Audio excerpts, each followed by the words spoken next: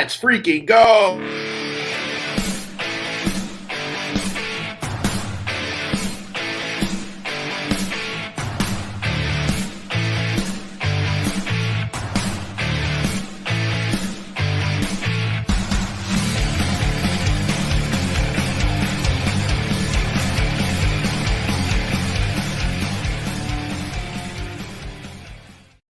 Yes! It's almost Christmas, and it is a Hump Day Wednesday episode of Donno Daily here on the 5 Reasons Sports Network. I am Alex Donno. I'm taking you for the next hour or so talking South Florida sports.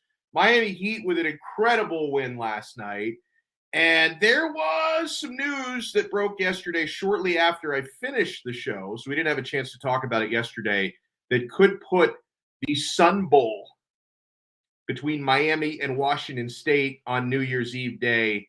That could be in jeopardy now. We will talk about that today. We're also going to talk some Miami Dolphins as they're going to be heading into a Monday night showdown on the road with the New Orleans Saints. We're going to talk with our guy, Big John Studd. Big John Studd, one of our favorite guests of the week here on this program. And you guys know the drill. If you watch every Wednesday and you see Big John Studd, you know that man always keeps it real. He keeps it real every freaking day of the week. Good afternoon, well, evening to you, Andy in Scotland. Are you back home in Scotland, or are you still in Kenya or some other remote part of the world? He travels a lot for work. Evening all, he says as well. Fresh, thank you. We got multiple people who go by the alias of Fresh because we got Doug E. Fresh in the chat as well. G.A. Kane fan, he was asking me like 10, 15 minutes ago if we could start the show early. I mean, we did start the show like 60 seconds early, so that's something, man. That is absolutely something.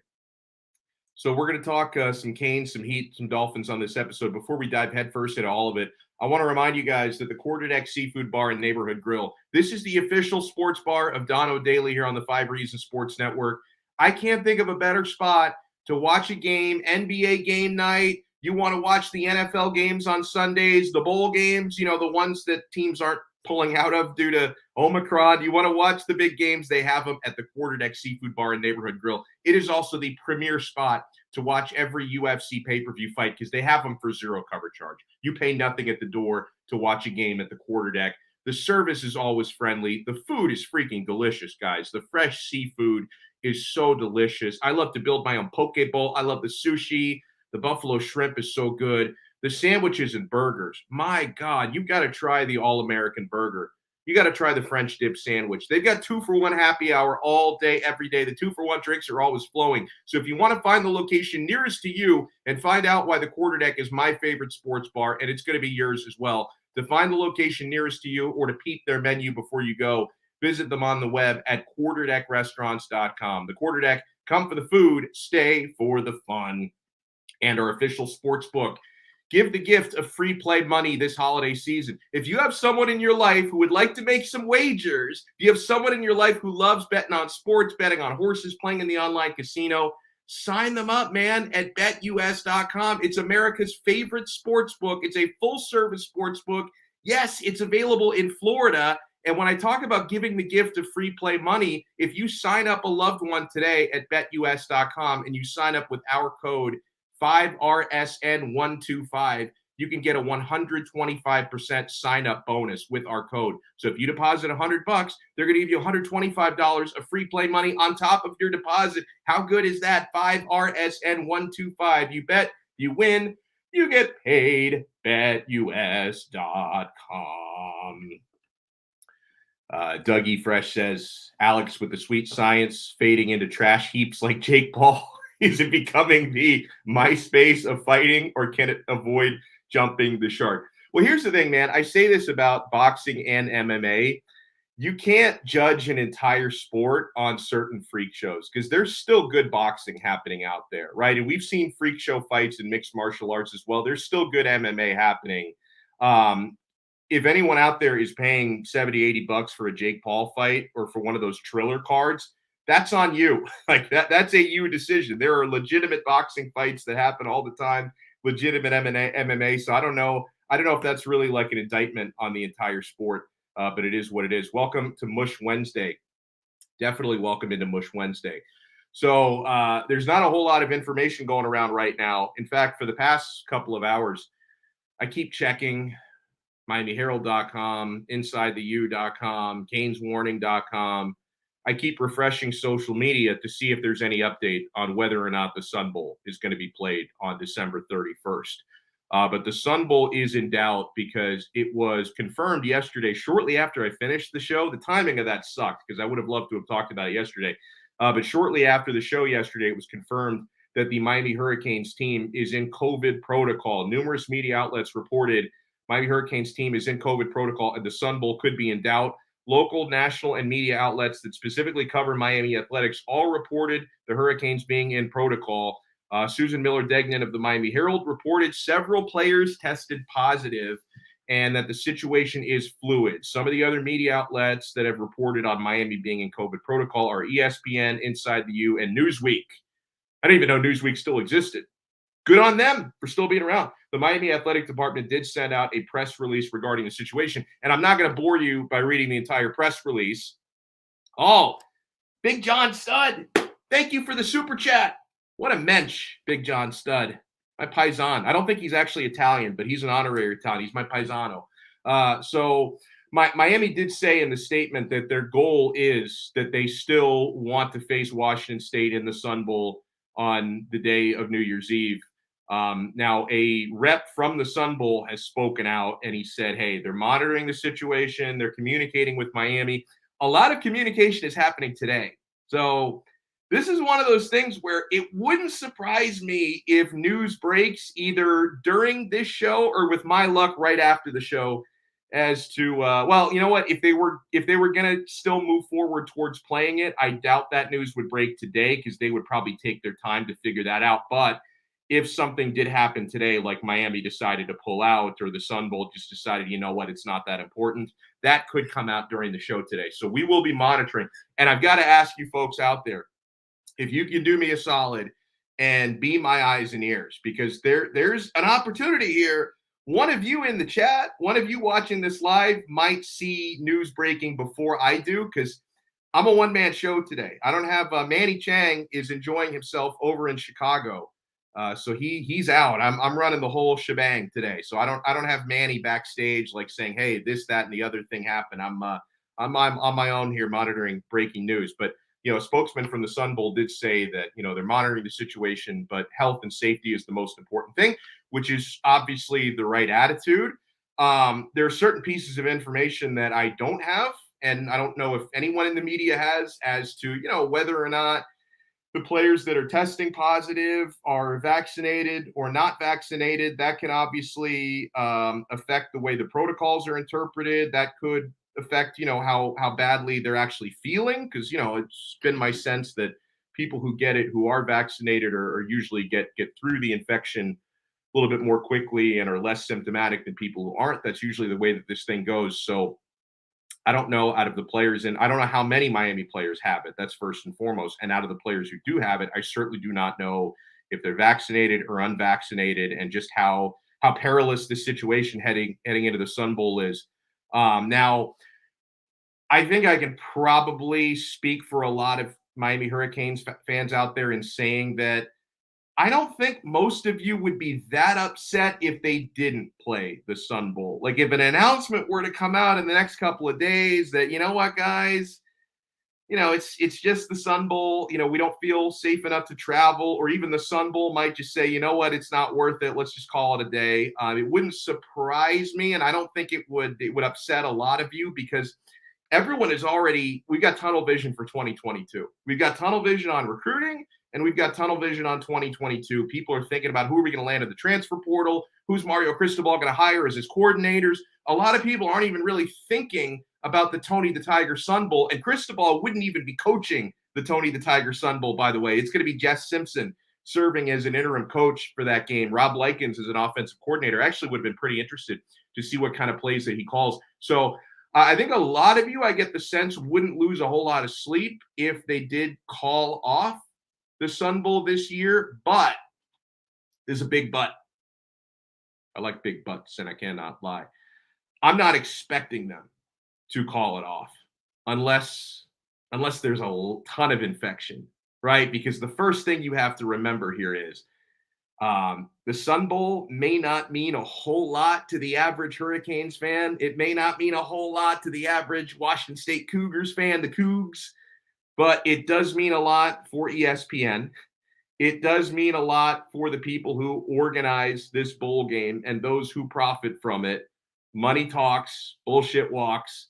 And so they're going to do whatever they can within the protocols to play this game because there's a lot of money at stake here. Okay.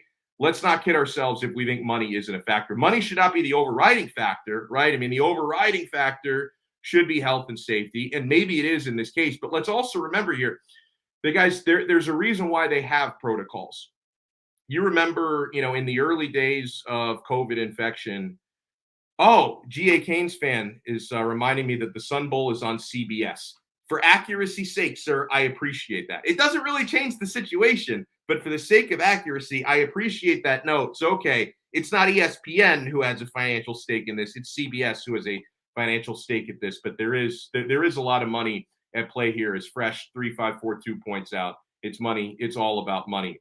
But it's also like they do have protocols in place for a reason to manage and mitigate situations like this. Like you remember in the early days of the pandemic when you had like a few positives coming up here and there, and just we didn't know anything about it. Like we didn't know anything about the spread at that point. There were no protocols in place for any of the sports leagues on how to handle it and what to do because something like a pandemic was completely unforeseen. But, over the past nearly 2 years, I mean, it's been like 21 months since this started. They put protocols in place, and it's not perfect. It's not fail safe, but they do have a system in place to manage. Hey, if you have a certain number of positives, here's how you quarantine them. Here's how many times you have to test them. Here's how many tests they have to come up negative before they're allowed out of the protocol and back in.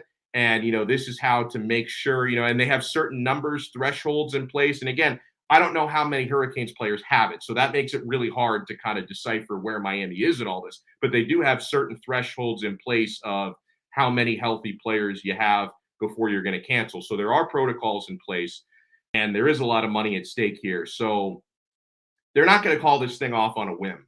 Like they're not just going to wake up tomorrow morning and say, you know what?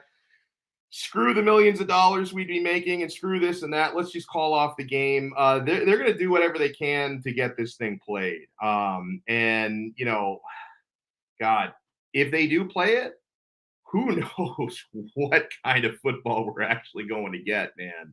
I mean, you've got interim coaching staffs on both sides because the Cougs also fired their coach during the season. So we have interim coaching staffs on both sides. You've already got players, certainly on the Miami side, I would assume on the Washington State side as well, who have opted out for this game to focus on preparing for the NFL draft. So you're not going to have the full complement of your teams even before you factor in how many guys might be out due to Omicron. Now, obviously, I have a lot of curiosities for this game, and I will be, if it is played, I will be working on the team broadcast doing post game. So I'd like to be able to watch some football. I'd like to be able to watch Tyler Van Dyke chucking it down the field and making plays. But, this is the type of situation where hopefully health and safety, not cash, will be the overriding factor here. Cynthia says, prepared for a shutdown. COVID dangerously. All caps is very, very aggressive. But yeah, I guess Cynthia is preparing for a shutdown. Doug E. Fresh says guaranteed Rate Bowl is canceled, not for COVID, but for having a crap ass name. There are a lot of crap ass names out there for bowl games. Isn't there? There's a Weed Eater Bowl out there, like the Hulan Weed Eater Bowl, something like that. My son would love to watch the Weed Eater Bowl. He loves weed eaters. He loves lawnmowers, weed eaters, leaf blowers. He loves all that stuff. He's big into that. Oh man. So something else I was looking at today. By the way, in a few minutes, we're going to bring in the true man and myth and legend, Big John Studd, who always keeps it real, talking Dolphins with us here on the 5 Reasons Sports Network. Before we get to Big John Studd, I do want to talk some Miami Heat here as well. That was superb last night. Okay, that was superb. The Miami Heat go out there and put on a show. Again, you got to remember, these guys are without Jimmy. They're without Bam. They're without PJ Tucker. You've got a bunch of two-way players, former two-way players, undrafted guys stepping up, putting on a show. Miami Heat beats the Indiana Pacers last night, 125-96 at FTX Arena. And we've talked about this throughout the time when Jimmy and Bam have been absent now for the past several games. And Tyler Hero just made his return after 2 games away, and he had an excellent game last night. Tyler Hero was putting on a show for the fans. Stan Van Gundy was positively gushing. And I know people are going to hate me, because I was listening to the TNT call over the Valley Sports Sun call. It's just, I don't know, man. I happen to leave the TV on there, and I enjoy listening to Stan Van Gundy. He was positively gushing about Tyler Hero, saying something we said months ago here on the show. Tyler Hero could end up potentially being an all-star. He's got to be in the all-star conversation, and he can win 6th Man of the Year and Most Improved Player in the same season. That would be a hell of a year for the Heat. And, during the time when they've had superstars away, as we've said it, especially these days, the Heat are going to live and die by the 3 ball. Last night, they lived by the 3 ball. They survived. They lived last night. The Miami Heat tied a franchise record with 22 made threes yesterday against the Indiana Pacers. Duncan Robinson shot 60% from 3. I mean, how welcome of a sight was that, man, with the way that this guy has struggled off and on. Hopefully, as Duncan's numbers have been better in recent games, this is going to be the start of a big run for Dunk. Omer Yurtseven was freaking dominating the boards last night. Big Yurt, we talked about this with Brady Hawk yesterday. Big Yurt is really starting to come on this season over these last couple of games and have a better understanding and better performances. So this was so cool to watch these guys step out yesterday. Gabe Vincent continues to shine. Oh, man, Kyle Lowry was looking like quarterback 1 last night with some of these passes that he was throwing out there. All right, let's bring on today's special guest who does an incredible job. He loves South Florida sports as well, not just the Miami Dolphins. So I got to ask you, Big John Stud. I know there was a lot of NFL on yesterday as well. Did you catch any of the Heat game last night? Because I didn't expect them to pummel the Pacers. I was pleasantly surprised. Oh, you're muted, bro. Hey, you're still muted. You're muted. Oh. Got to unmute. There you go. There you are. Better? All right. Yeah, you're on, sir. How are you? Okay. I caught like 5 minutes of the game. I'm not gonna lie to you. I'm gonna actually watch it after I'm done here with you, because I didn't know we had a franchise record. I knew we put our foot in the Pacers' ass. I saw the final score, but I didn't know we had a franchise record. I would have never thought Duncan Robinson hit 60%. Because he hasn't hit the broadside of a barn the whole season. So that's a welcome sight. And he was hitting his twos. He was hitting his twos as well, because not only was he hitting the threes, he hit 6 of 10 threes. He went 10 of 16 from the field. He hit a couple of nice mid-range jumpers as well, because he had even been missing those. Like, one of the things that was so frustrating about Dunk was not only was he missing the long-range shots, he was missing the twos as well. He was missing layups. He was missing gimmies. He's starting to make those again now. I just think he's in his own head, man. I think that because he knows now he's making $95 million. He's in his own head, trying to live up to the contract instead of just playing ball. I mean, if they're paying you $95 million, it's because you do something well. So stop thinking about the fact that you have to live to the contract and just play ball. You already got the money in the bank. I don't know what you're worried about. Because I mean, not to cut you off real quick, but if he keeps playing the way he's playing, we know Pat Riley doesn't fuck around, and he'll pull the cord real quick. Yeah, no doubt about that.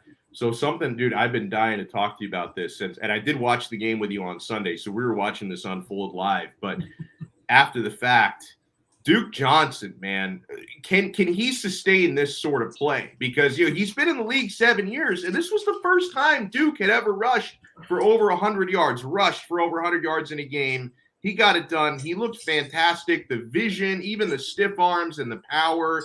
it was like something you and I never see this, of course, from Myles Gaskin. Now, Alfredo Arteaga pointed out to us on Monday that prior to this past game, Duke had never gotten more than 16 carries in a single game. So there might be a reason why he's finally excelling. Can he have a couple more performances like this before the year is out, or do you think this might have just been his one big game for the year? Well, like Alfredo said, and by the way, you did forget to tell Alfredo I said hi. I was watching you. Anyway. Well, no, I told him he was watching from backstage, so I know he heard me. Yeah. Hearsay. It's okay. Doesn't matter. Either way, I think that's the issue, man. When he got to the league, they kind of pegged him into a box, and they said he's a pass receiver, and he's never really had the opportunity to be a 3-down back. So, I mean, if they give you 16 carries as your high, and you've been in the league for 7 years, it's not that you can't do it. They've never really given you the opportunity to do it. Bingo. Now, that being said, he got drafted to the Browns. Who the hell wants to play for the Browns? Like, when he got drafted 7 years ago, the Browns were worse. They were worse then than the Jets are now. Yeah, so wasn't that around the time that they were having those 0-16 seasons? Like that was the worst state of the franchise. Yeah, it was horrible. What was it? 2006 or something? No, it was more recently than that. It was like 2013. Yeah. They've been sucking for 30 years. I'm sorry, I can't keep up. Ever since they came back in 1999, it's been the curse of the Browns. I mean, I don't know. The Ravens left and took all the good players with them, and they never did anything since. Didn't they draft Ray Lewis after they left? Yeah, I think it was like right when they were leaving, or like a year before that. Like I think he was drafted as a Brown, and then like immediately became a Raven. There you go. They had a Hall of Fame player for 13 seconds. Man, that guy's bad. The owner, I forgot his name, but man, that's Art horrible. Modell. Art Modell is he's one of a kind, bro. He's one of a kind. I think going back to the question that I don't see why Duke can't continue. I don't see why Duke wouldn't be able to keep up what he did last week. I don't think it was all because they were playing the Jets. Everybody wants to say, "Oh, we're playing the Jets." That to me, look, man, he ran through holes that me and you could have run through. Okay, so and on the screen pass he caught, he broke like 3 tackles and took it 15 yards. That would have been Myles Gaskin. He would have, developed turf toe and just fallen down. So, Myles Gaskin, he dances too much. We were talking about this when you were here. Mm-hmm. He dances too much in the hole. One cut and go. And he's not a one cut. From what I see, he's not a one cut runner. So between him and thank God Philip Lindsay is coming back. Yeah. That would be the combo I'd be using for the rest of the season. I would not, Myles Gaskin, whatever, play special teams. But I would be using Philip Lindsay on third down to block for Tua. We know he can block. Mm-hmm. And either one of the two can, at least now you know that you don't know if they're going to run or pass, because when Gaskin was in there, you knew they were going to run. When Ahmed was in there, you knew they were going to pass. Now you don't really know what they're going to do. That's what I would do. Now I want to look ahead to Monday night, and I know that everybody's all focused on Christmas. I hope you've already done your shopping, by the way, people. I finished up my shopping officially, I think, on Tuesday. Actually, that's a lie. I've got to still pick up something, but it's ready for in-store pickup. I already purchased it. I just have to actually go and get it. So I'm 99% done here. Curbside assistance. I got you. I'm big time. They bring it right out to my car, like they do for everybody else, though. But I'm already open the trunk. You push the button, open the trunk, deliver, please. But I am already looking ahead to Monday Night Football against New Orleans Saints. Really good defensive team. Offense, not so much in the case of New Orleans. But I've got some bad memories of Miami taking trips out to New Orleans and playing in prime time. That doesn't really always go well for us. We all know that the Dolphins probably have to win all of their next 3 games to get into the playoffs. Even that wouldn't be a guarantee. So every game coming up is a must-win game, including this coming Monday. How do you think that game plays out, Big John Stud? I have a feeling you're leaning to the Dolphins, but how difficult is it going to be for the offense against New Orleans defense? Well, contrary to what everybody says, I don't really see. I love Brooklyn Rob, man. I love that guy. I don't see it being as difficult as everybody says, because if these 2 running backs actually play and we use them the way that we've been using them when they were not playing together, I don't see the Dolphins really having an issue, man. There's been one difference that people don't understand, that, yeah, we've gone to New Orleans. Yeah, we've struggled. But there's one difference between then and now, as much as nobody wants to talk about it. His name is Tua Tagovailoa, okay? And as great as their pass rush is, if Tua's getting the ball out in 2.5 seconds, Cameron Jordan won't even have time to sneeze, and the ball's gone. So you can't sack anybody that way, okay? So, and here's the problem. Yeah, get ready, Taysom Hill. Here comes Javon Holland. And, yeah, they're going to blitz you a couple of times. I don't know who he's going to throw to, because they got no receivers to throw to. As much as we got to deal with their defense, they got to deal with ours. Bingo. Well, so, and this is going to settle a very important debate, because who's the chooch on TV who's been trying to say, was it Chris Sims? I think it's Chris Sims on NBC Sports who's been saying that Taysom Hill is just as good as Tua Tagovailoa. So this is going to be an important showdown, Big John Stud. Tua has to fight for his honor against Taysom Hill. Can I ask you a question for a second? Yeah. This coming from a person who couldn't make it in the NFL, he's still living in his dad's shadow. Yep. Because his dad was a quarterback, he was a quarterback. Didn't his dad win a Super Bowl? Yeah, his dad was way better than he was. But his dad won a Super Bowl, right? I believe so, yeah. No, that was the year that he got injured and the Hostetler won. Okay, but he got a ring. He got the ring. But bottom line is, he lived in his dad's shadow as a quarterback, okay? And he's living in his dad's shadow as a broadcaster. Because his dad's still better than him when it comes to broadcasting. Yeah. He's going to say whatever. He's been hating on Tua since Tua was – if he would have known Tua, he would have been hating on Tua since Tua was born. Nothing Tua does for that guy is enough. Him and Mike Florio and Colin Cowherd, they can't stand Tua no matter what he does. So nothing he says to me, it goes in one ear and out the other. And unfortunately, they've polluted Joy. And now Joy is anti-Tua as well. You know.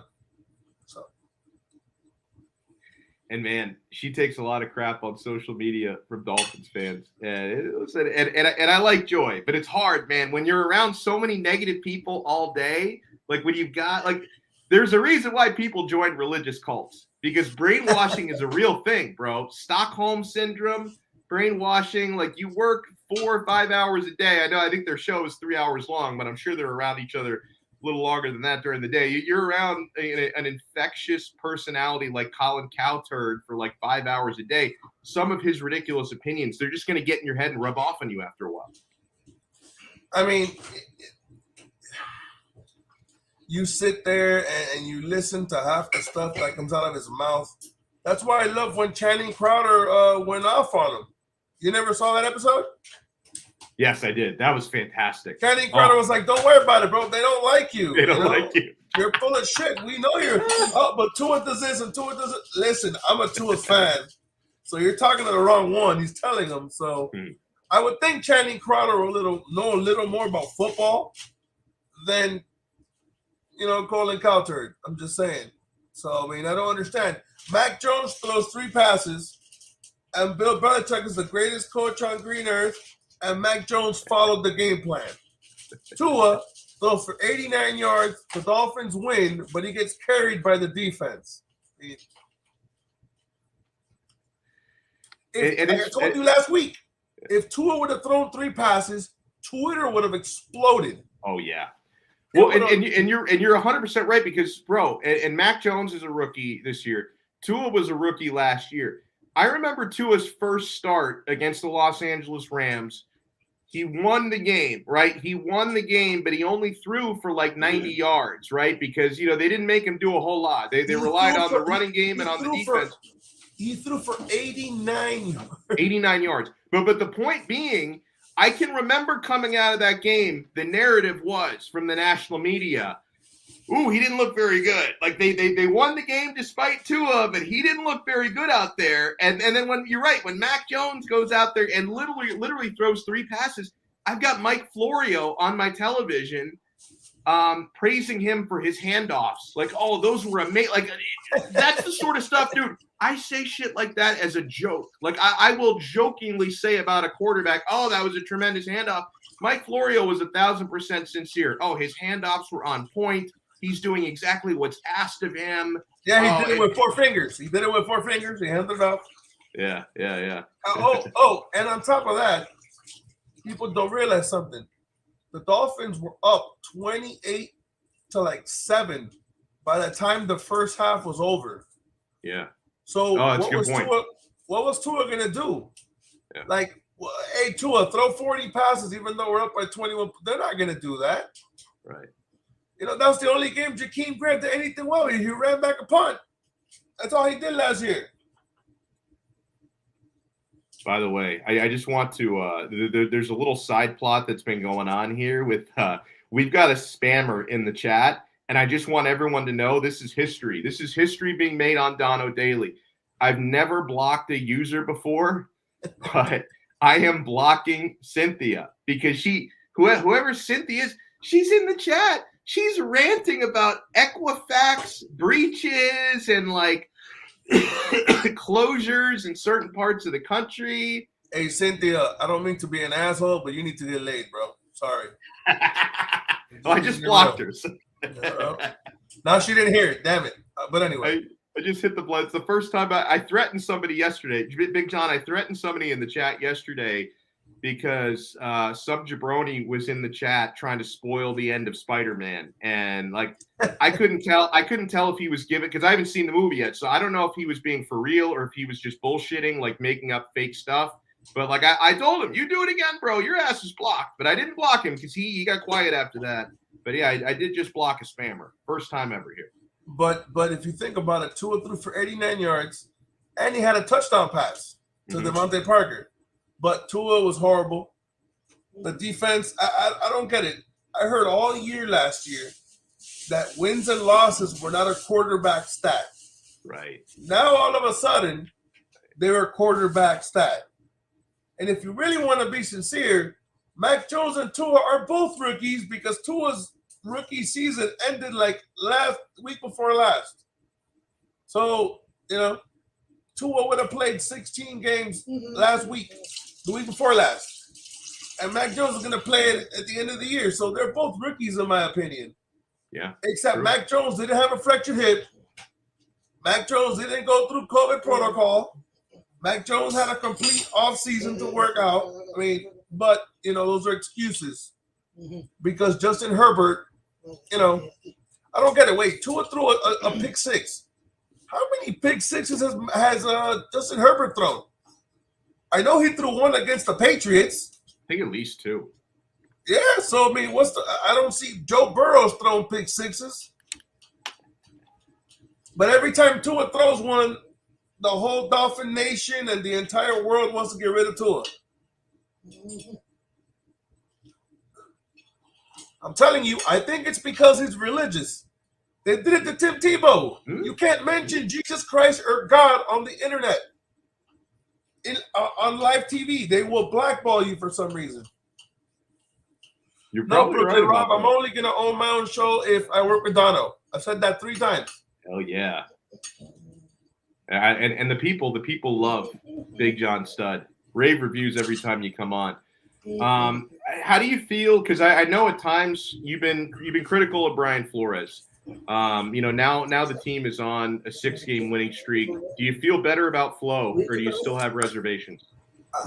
Well, it's not about having reservations. Is that regardless of what it is he does, it's not going to change the fact that you can win all the games you want. But if you cannot build a offensive staff, you can't be a coach. Who's going to want to work for you when you're on the hot seat, even if he wins this year and he makes the playoffs? Okay?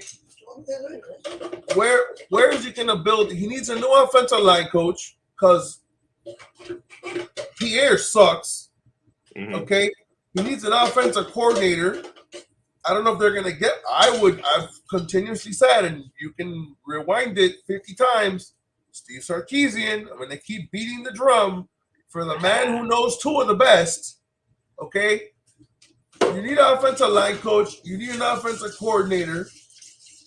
And if people don't want to come work for you because you're on the hot seat, who's going to leave a job? That's like you leaving here to go work for NBC and they fire you in 6 months. Yeah. You're not going to do that. No.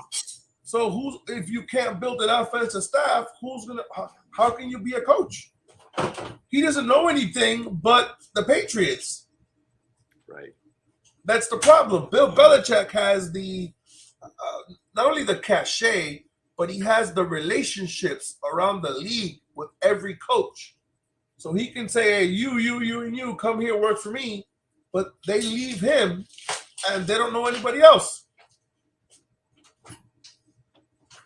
So he doesn't know anybody but who he brought in. Yeah, which is unfortunate because a really important part of being a head coach, it's not only about, X's and O's. It's about hiring staff. Delegate and just being a networker, like being able to bring in an elite staff, like is the most important thing. Before I let you run, my brother, let me ask you, do you have anything you want to promote? Because I know you're all over the web. Are you doing any other shows this week?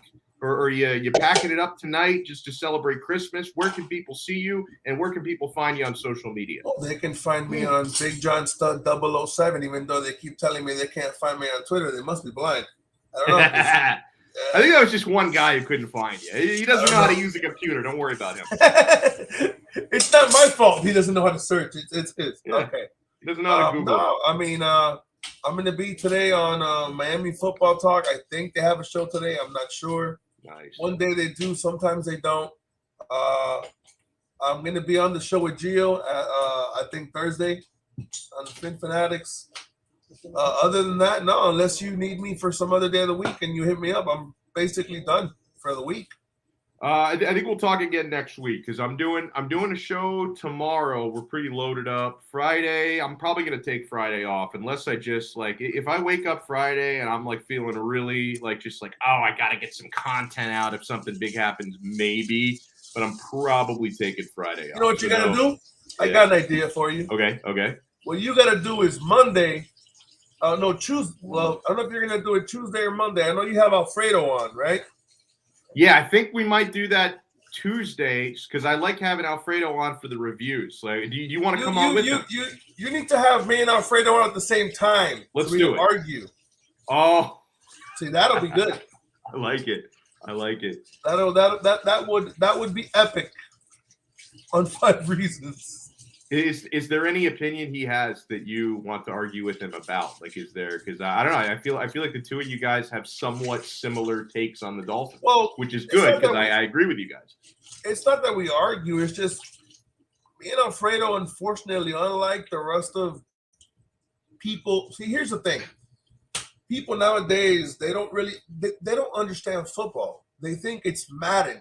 They literally think you can plug and play like you do on a video game. Right. Or they're stuck in fantasy football. That's not the way you play football. Fantasy football is fantasy. It's not reality. And they don't understand that, okay, Tua throws the ball in 2.5 seconds, but Why does he do it? Well, we don't have a running game, or did until last week. So Tua's 2.5 second out pattern that I can't stand that I told you to Mike Gesicki is an extension of the running game. Yeah, that's true. Why don't you do an out and up with Mike Gesicki when they don't expect it and see if you can get a 15-yard catch? They don't understand that. They really think that you can plug and play anybody, and doesn't make any sense. This is not fantasy. Fantasy is fine, but reality, you have to play with what you have. And as much as everybody says Jimmy Johnson was a great coach, Jimmy Johnson won Super Bowls with Dallas when they didn't have a salary cap. Right. Yeah. So hey Dion, how much you want? $50 million. Can you pay me $50 Let's million? do it. No, I'm going with Dallas. You can't do that now. Yeah. So, but yeah, no, me and Alf just know football. We pay attention. It's not that we're smarter than everybody else. We just happen to know how to break down film. And when we're watching when me and you are watching the game here, we're not watching the football. I'm watching what everybody's doing. Mm-hmm. That's the difference. They don't know how to do that. So it's like, oh no, Ryan Tannehill is better than Tua. What? Ryan Tannehill wishes he was better than Tua. And he has a running game. If you give Tua Derrick Henry, game and over. You give Tua AJ Brown, it's over. It's over. Can you imagine doing the RPO, faking a handoff to Derrick Henry? Bro, we'd score You're like gonna 50 have 11 points a game. players run up. Yeah. So it is what it is, man. It is I'm going to man. make that happen because I think that's going to be a good segment next week on Tuesday. But yeah, man. I love it. I'm gonna you go and do what you got to do, and I'll be here, man. If you need me, I already know. That's my guy. At least we know you know how to find me. I do know how to find you. There's no complications. and you can even knock on my door because I know where I live. So it's not like, but I'll catch up with you after this. Call me later because I got to tell you something. I did call you earlier, but and then I tried to call you back and it went straight to voicemail. Yeah. Well, listen, I want to wish you a Merry Christmas to you and your awesome family, your beautiful daughter, your wonderful mom, everybody in your life, Big John. Have a Merry Christmas. As long as you wish it to everybody but the baby mama, we're okay. You notice I omitted that part. Yes. I know. Have a good one, man. All the best. All right, man. Love you, man. Y'all be good. Awesome stuff there. Awesome stuff for Big John Stead. How about that? We got to do this, man. At some point before the season is over. I don't think I could put this together for Monday Night Football, but before the season is done, maybe for the Titans game, we got to get Big John Stud down to a Dolphins watch party, and we could shoot the breeze and talk some Dolphins with him. So a couple more things last night from the Miami Heat's win. For you guys who are tuning in, we talked some about the Canes at the start of the show, how Miami Hurricanes are in COVID protocol right now. They've got positive cases on the team. I don't know who, nor do I care to know who. It's not my business. I don't know who, and I don't know how many. But potentially you would have to wonder if the Sun Bowl, the Tony the Tiger Sun Bowl, could be in jeopardy coming up because Miami is in COVID protocol. They haven't yet traveled to El Paso. So we're keeping our eyes on that. And, if any sort of news breaks on that, if you guys see it before I do, let me know in the live chat. And yeah, man. Oh, this is what we're going to do on Tuesday. Alf and Big John Stud unfiltered. I love that. So we talked a little bit about the Canes to open things up. We just talked some Dolphins with Big John Stud. I want to go back to the Heat game last night. So Miami, once again, incredibly shorthanded and coming off of one of the most embarrassing losses of the season. No matter how many guys were out, the loss to Detroit to snap their 14-game losing skid, the Heat were the slump buster. That was embarrassing. That was humiliating. The Heat came back home to FTX Arena last night, once again, without Jimmy, without Bam, also without PJ Tucker. Thankfully for PJ, it's not a long-term thing. We got the news yesterday that his MRIs on his knee, his MRI was negative. So it's inflammation. He's going to be okay sooner rather than later. And last night was actually the first game that PJ Tucker has missed all season. And even though Tyler Hero did come back, which was big, and obviously it was big because Hero had an incredible game last night, still coming off the bench, which I was cool with, scored 26 points last night, and he welcomed himself back to FTX Arena. That thunderous dunk was tremendous yesterday. Now, I'm sure someone's going to be able to answer this. I hope someone's going to be. I'll give you some time to think about it and answering it. For those who watch us every day here, and you're a little bit familiar with who on the Heat roster I love and don't love so much, what do you guys think was my favorite moment from the Heat's shellacking of the Indiana Pacers last night? My favorite moment of that game from the Heat's 125-96 win. What was my favorite moment? I'll even give you a hint. My favorite shot from the game last night. If someone can guess, I will be very impressed, and it means you know me very well. My favorite moment from the Heat win over the Pacers last night. And I have a feeling it was probably the favorite moment of at least a few others of you who were watching, if you kept watching that late, because this was in the later minutes of a blowout victory. But yeah, as we talked about yesterday with Brady Hawk, biggest area of concern is how you're going to win a game. Oh, we already got it. Devin Jordan, the UD3. And man, the arena came alive. The crowd sounded great. I was watching the game on TV last night at home, but the crowd at FTX Arena sounded fantastic.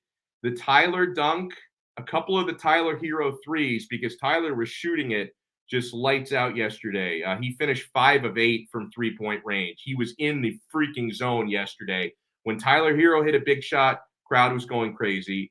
When Duncan started hitting threes, he hit 6 of 10 threes. He had a cold start. He missed his first 2, and then you're thinking, here we go again, broken record. But then he went on a little run. He hit 2 straight in the first quarter, and he got hot. He heated up like a hibachi grill after that, and the crowd was going nuts for that too. And then this is like in the late stages of the game. The game was already decided. So UD gets in because Omer Yurtseven, who played very well, but he fouled out. So UD gets some game time.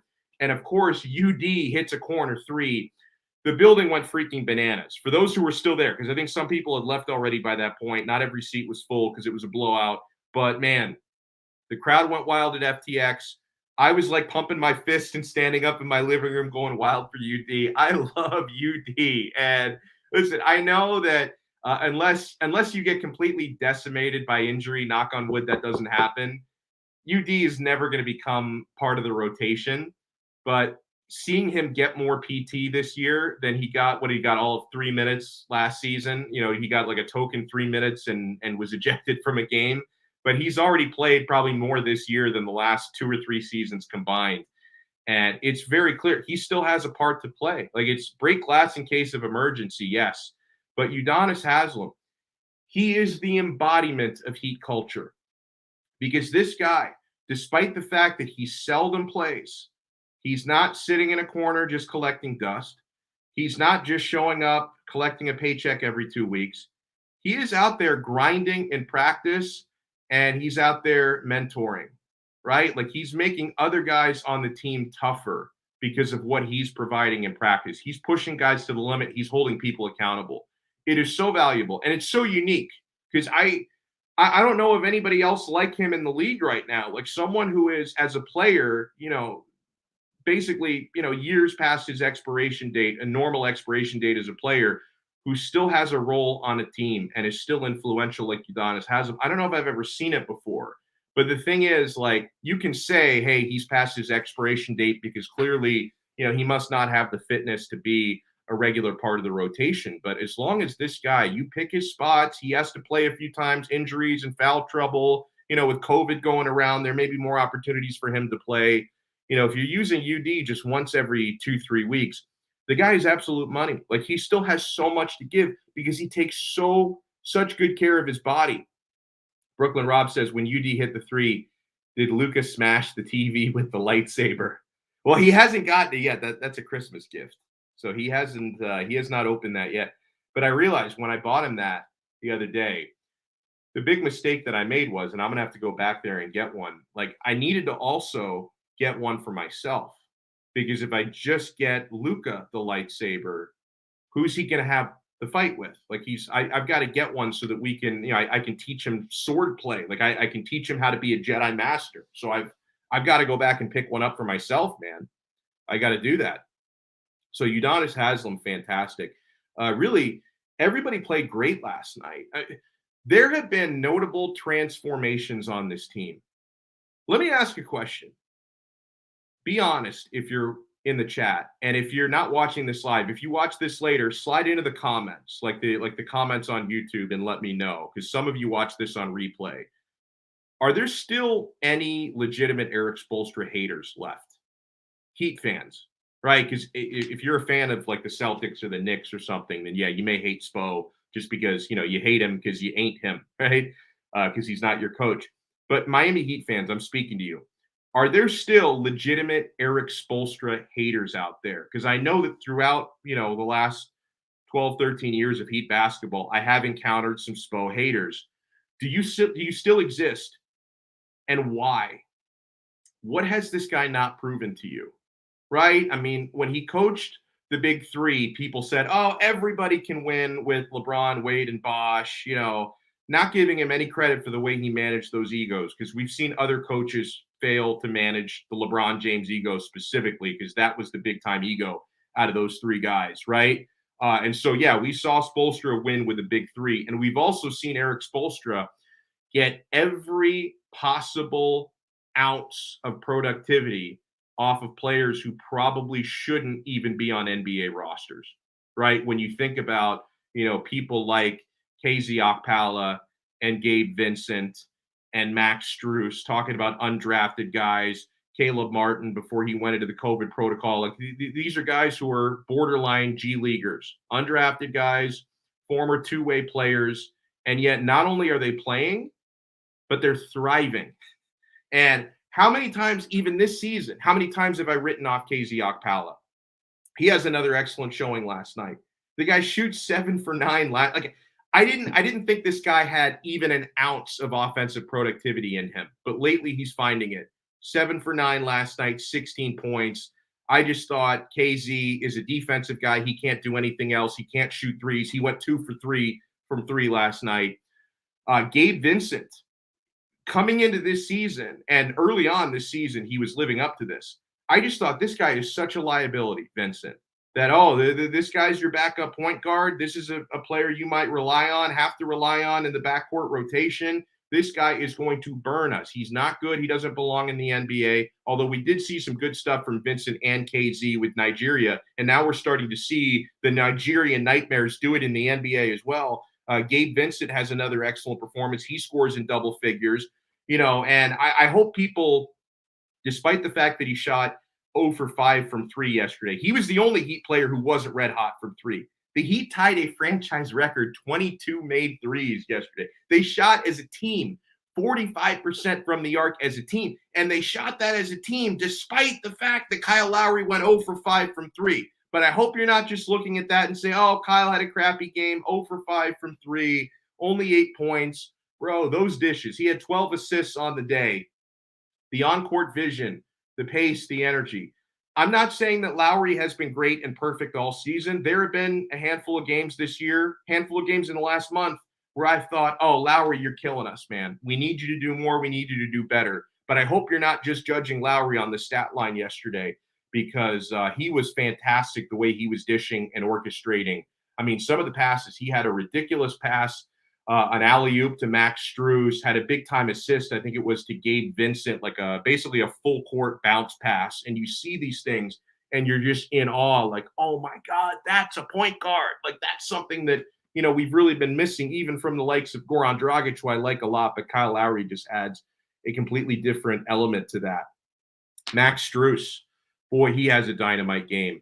I mean, I'm actually surprised at Strus' stat line, just 4 for 12 from 3, because there were moments in the game where you thought this kid can't miss, right? But he has 18 points, played 36 minutes yesterday. So, and you think about this, you're not supposed to blow teams out. And I don't care who it is in this league. And the Heat just got embarrassed a few nights ago in Detroit against an awful Pistons team.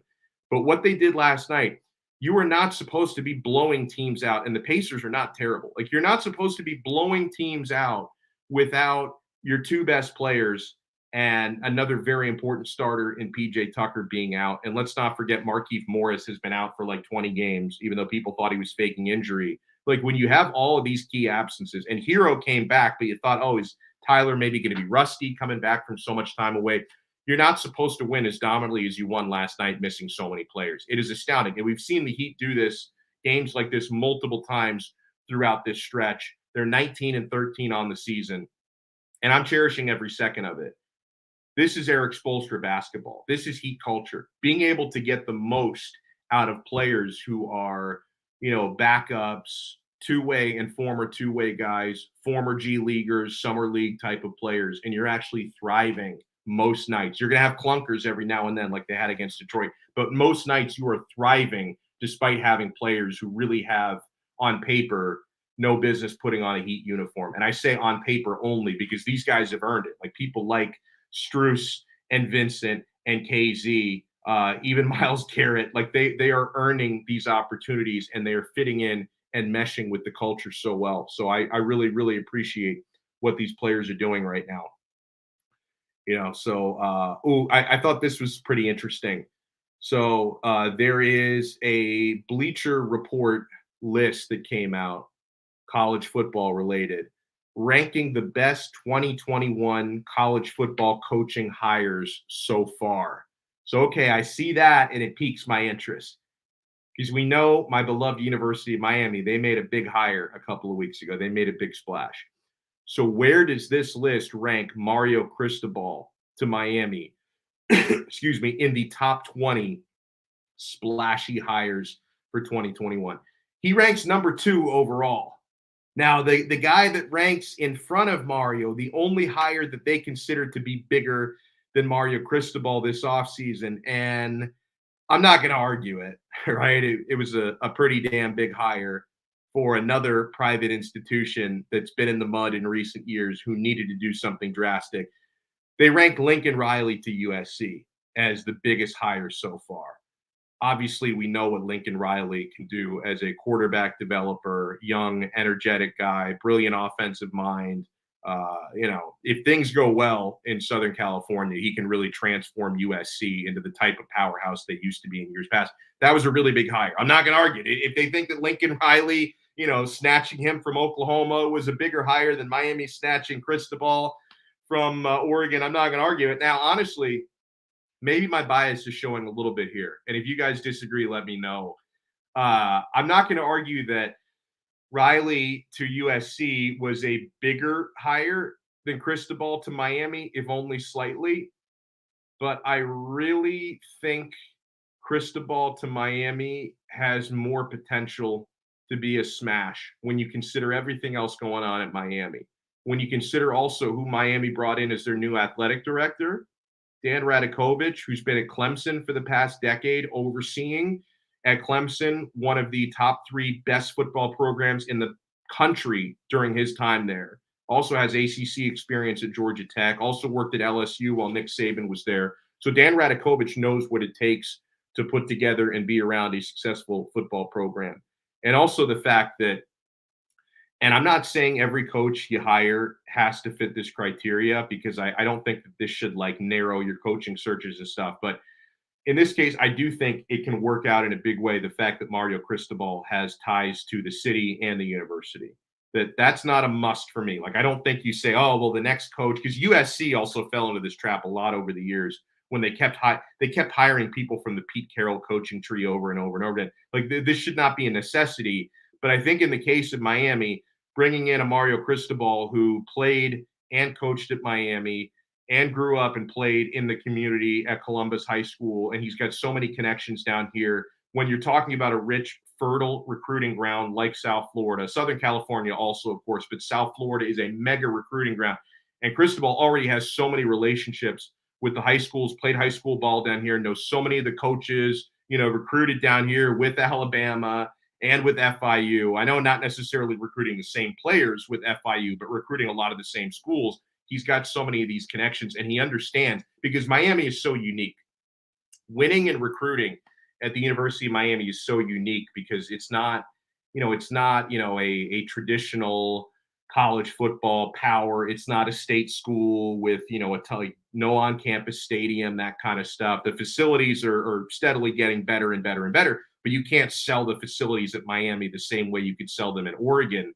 And the culture is so unique down here, as we all know. That Miami is like no other place when it comes to college football markets. And I do think it's important to have somebody who understands the uniqueness and has connections to this market. So I think, Mario Cristobal, he may not be the bigger hire, but I think he might end up even being the better hire. So let me read what they said about Mario Cristobal, why he was the second biggest hire in college football this offseason. One side of the coin, they write, says Mario Cristobal's coaching left a little to be desired at Oregon. And guys know how this narrative would have gone. Cristobal leaves Oregon for Miami, and then the narrative is, this guy sucks as a coach anyway. If he had stayed at Oregon, you know what the narrative would be? One of the best coaches in the country decides to stay put there at Oregon, and the Oregon fans would be rejoicing. Yes, Mario's staying. He's not leaving. He's not leaving us from Miami. But then the guy leaves, and they want to trash him because, that's just the narrative against Miami. It's us against the world. It's always been that way. It has always been that way. He says he always had good teams, but could never get the Ducks to win enough to be among the nation's elite. I mean, 3 Pac-12 title games in a row, 2 Pac-12 championships. That's not terrible. That is not terrible, I will say. They say, but he was a relentless recruiter who did as well in that area as any coach in the nation. Now they write Cristobal heads down to Miami, where he's from and where he played. His family is still there. And he pillaged the area for recruits when he was an assistant at Alabama under Nick Saban. Cristobal is a perfect fit, they write, for the Hurricanes. All right, so they're echoing my sentiment here. Perfect fit for the Hurricanes, which is why they had to make the hire, even though they embarrassed. Oh, come on. Oh, okay. See, I didn't read this before I started to read it to you guys on air. Like, I didn't proofread this. This is the bullshit narrative we've seen going around. Even though they embarrassingly courted the Ducks coach while they still had Manny Diaz at the helm. How dare they? Oh, my God.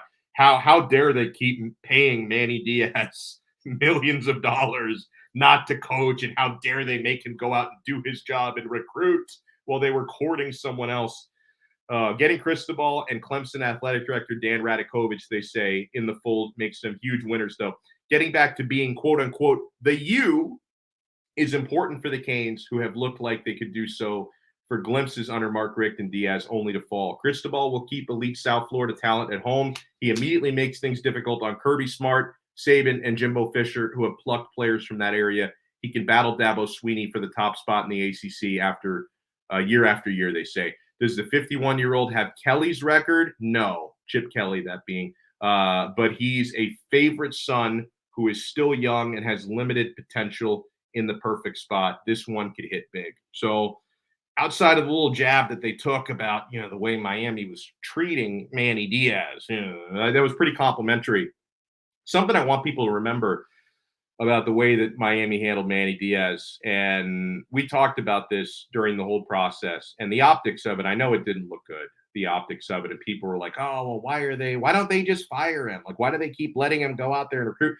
Some of the clarity on this, a lot of it was common sense, okay, for people who actually pay attention. But when Rudy Fernandez, who's senior advisor to University President Julio Frank, he recently did an interview with my guys, my dudes, the Orange Bowl boys, and they asked him about the whole process. And, he explained the timeline. And, people need to understand what Miami had to do, the delicate line that they had to walk on in order to get Mario Cristobal down here. I think, first of all, it's important to realize Miami didn't just want to make a coaching change for the sake of making one. It does sound like there was more admiration for Manny Diaz from the administration than from the fan base, right? Because the fan base had decided a long time ago, most of you, not all of you, the fan base had decided a long time ago, got to move on from Diaz.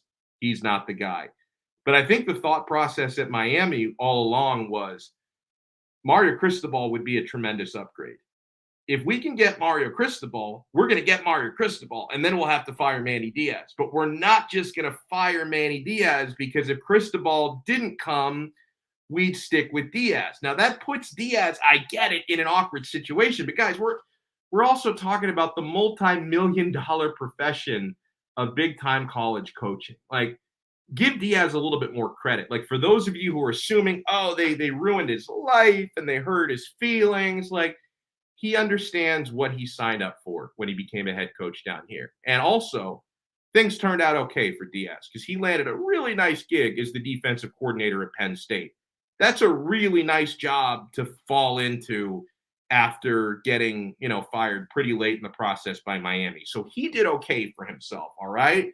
But Rudy Fernandez explained the timeline a little bit in that the window that Miami had to negotiate with Mario Cristobal was razor thin because Cristobal, being the type of guy who doesn't want to be focusing on something outside of what's right in front of him, he wasn't going to negotiate anything before the Pac-12 championship game, right? You remember a couple weeks ago in Las Vegas, Oregon fell to Utah, Pac-12 championship game, and Cristobal was preparing his team for that game. Like, Cristobal was preparing his players to play for a conference championship. He wasn't going to be preparing his players in the morning and negotiating with Miami in the afternoon. He was focused on getting to that game, whether you believe that or not, because some of you will say, oh, that's bullshit. He had his eyes on Miami the entire time.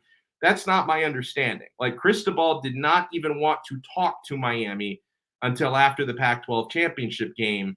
And then if you wait too long then to make the decision, things get really ugly. So Miami basically had a window from that Saturday to that Monday to get something done with Mario.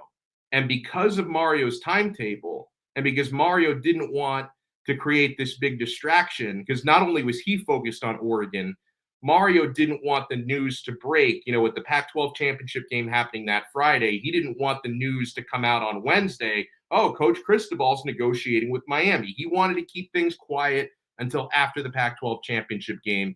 And then from Saturday morning, basically to Monday, that was Miami's window to get something done. So that's one of the reasons why they couldn't fire Diaz. I think they would have kept Diaz if Cristobal didn't come potentially. And they also didn't want to fire Diaz to put the spotlight on the Cristobal thing. So Miami was working with a delicate timetable. And I know that it's easy to look at it from the outside looking in and say, oh, this was shameful and disrespectful what they did to Coach Diaz. But they also had to be respectful to the wishes of the guy that they were courting. And it just worked out that way, where basically the morning after the Pac-12 championship game, they started talking to Cristobal and his agent, and they worked things out. I think it was pretty much done by the Sunday or early Monday morning, and it was an absolute whirlwind. And I don't think a lot of sleep was had by the decision makers in that process, and that's how that went down. Ooh. Is there anything we haven't covered yet today that we should be covering? Make sure you guys are checking out all the personalities at 5reasonsports.com. Ethan Skolnick does his Starting 9 show a couple of days a week. We've got all the great Heat content. The guys from the Sixth Ring are going to be doing a Canes-related show tonight. They're scheduled for 8:30 tonight. Jazz Santana, Jakari Gibbons, Paul Austria, the entire crew there, Vish, Parasuraman. They're going to be doing a Six Ring Canes episode tonight. I'm sure they're going to talk a lot more about recruiting. So make sure we'll probably get a sighting of our guy, Larry Bluestein, as well. So make sure you guys hook onto that content also. And make sure you support our sponsors. I've been saying it. I'll keep saying it. Great, underrated holiday gift. If you've got someone in your life who is an avid sports bettor, or interested in becoming an avid sports bettor, give the gift of free play money this holiday season. Sign up your friends and loved ones at betus.com, because not only if you make a little nice down payment on their deposit, you get them playing, but you also get them 125% bonus in free play money. Let's say you got a brother or a bro, a good friend who wants to get into it and wants to sign up at BetUS, which is available in Florida, by the way. You can play in Florida. Help them create their account, sign them up, make the deposit. And if you make a $100 deposit, for example, you get $125 of free play money on top of that deposit with our code. This is our gift to you this holiday season. Use our code 5RSN125 with sign up, 5RSN125, and they're going to give you a 125% sign up bonus and bet sports, casino, horses, pop culture props, live betting on all of it, by the way. You don't just bet the games before they start. You can also bet the games while they're happening, which is really cool, man. Live betting, it's revolutionary.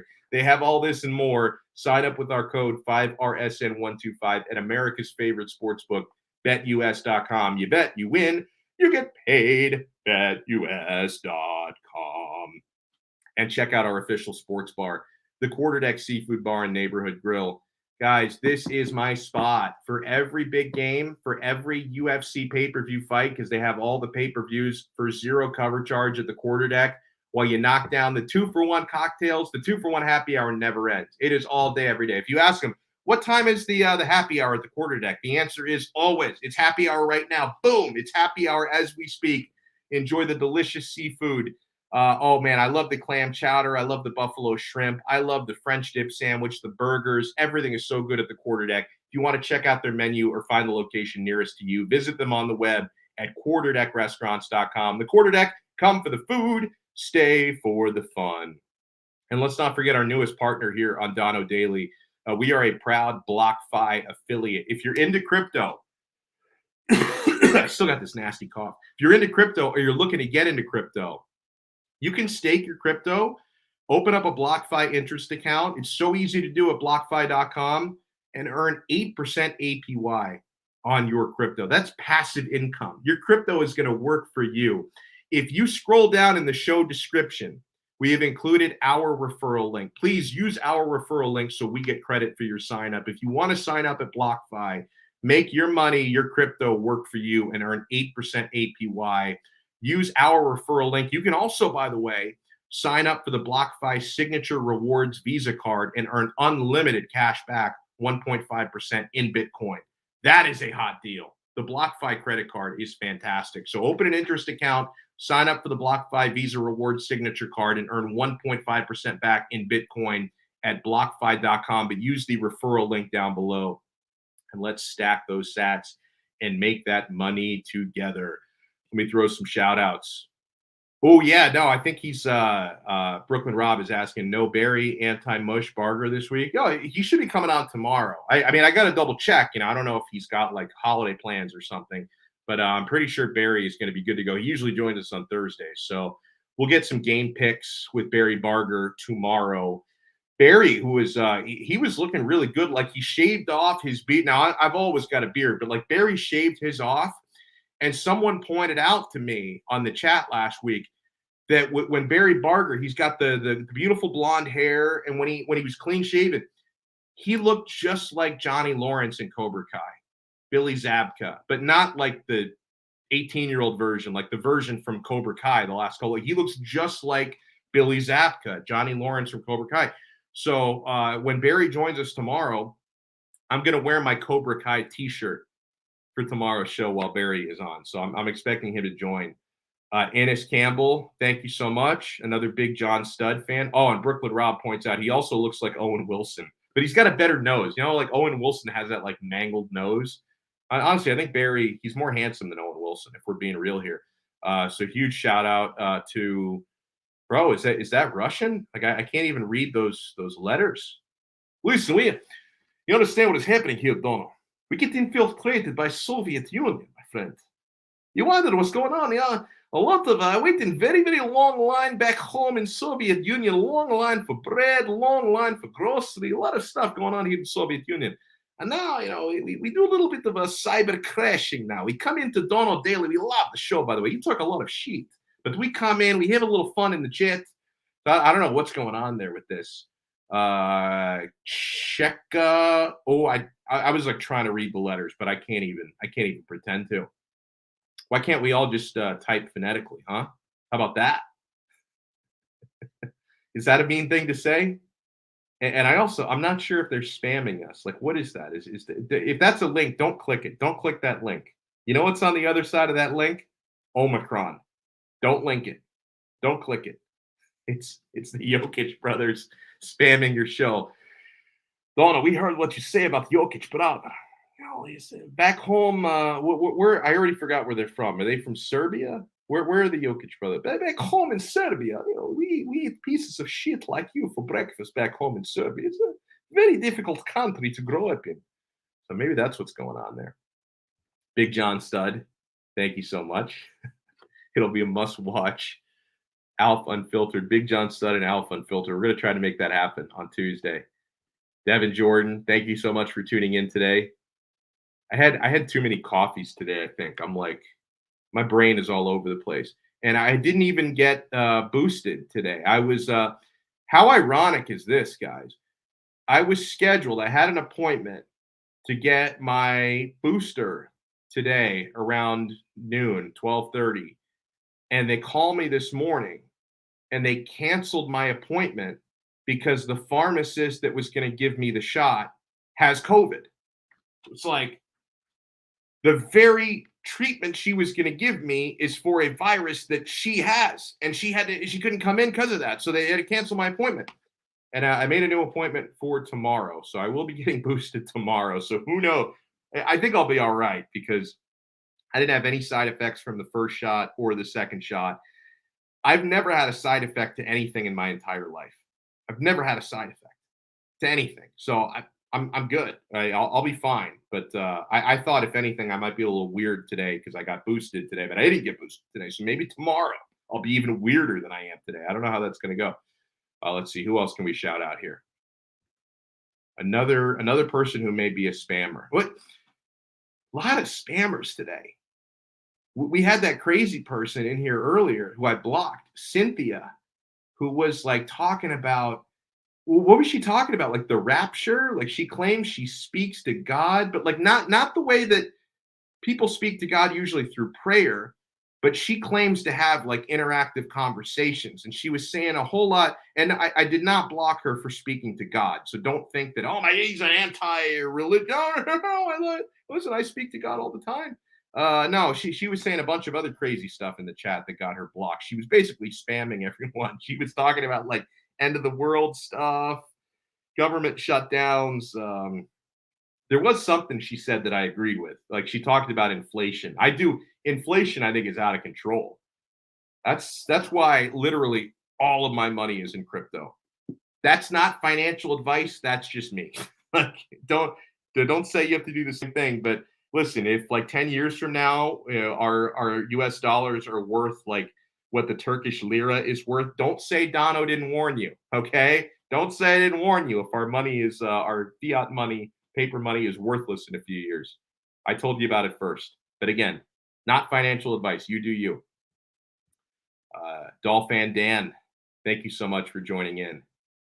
Oh, my guy, Ray Grullon. Howdy, Donno. Big John Stud needs to be on Five Reasons channel. He enjoys the segments. We all enjoy the segments, man. He always keeps it real. I love that dude. Randy Chambers, thank you so much.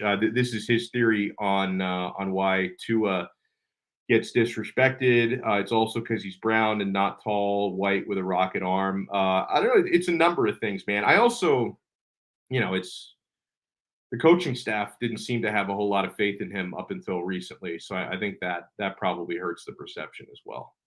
G.A. Kane fan, thank you so much for tuning in. Oh, I think this is the same. No, this is a different Russian dude from before. We're all over the place. We hear everything, Donno. We come and get you. We love it. Brooklyn Rob, I think I already shout out Brooklyn Rob. Dougie Fresh. John Featherland, I missed his message before. I love this dude as well. Thank you so much for tuning in. Another one of our chronics. Whatever this says, hello. We are infiltrating show. We love it. It's wonderful here. Boris, hello. How you doing? Let's see, who else? Anyone else I have not shouted out yet? Anyone else? Now, I just hope when the spammers get through, I just hope that they count for the algorithm, right? As long as their clicks count, like for views, I can allow some of the spam because we want the numbers. We want the clicks, man. I'm not encouraging spammers, but I'm also not discouraging it so much unless you come in and say crazy stuff. Fresh 3542, thank you so much. Andy from Scotland, thank you so much for tuning in. Huge thanks again to Big John Stud for the super chat. That's going to go into the Manny Chang Shoe Fund. So he'll be very happy to see that come in. And that might be it. I usually miss 1 to 5 people in the shout outs because I confuse myself when I scroll down. So if I did not shout you out, thank you so much for tuning in. We will talk to you guys again. Tomorrow is going to be loaded because we're expecting Barry Barger tomorrow. We're also expecting Hussam Patel and Brandon Ligori from Fin Maniacs. So I think tomorrow it's going to be a jam-packed, absolutely jam-packed show. So we will talk to you again tomorrow. Thank you so much. Another episode of Donno Daily on the 5 Reasons Sports Network. Ciao.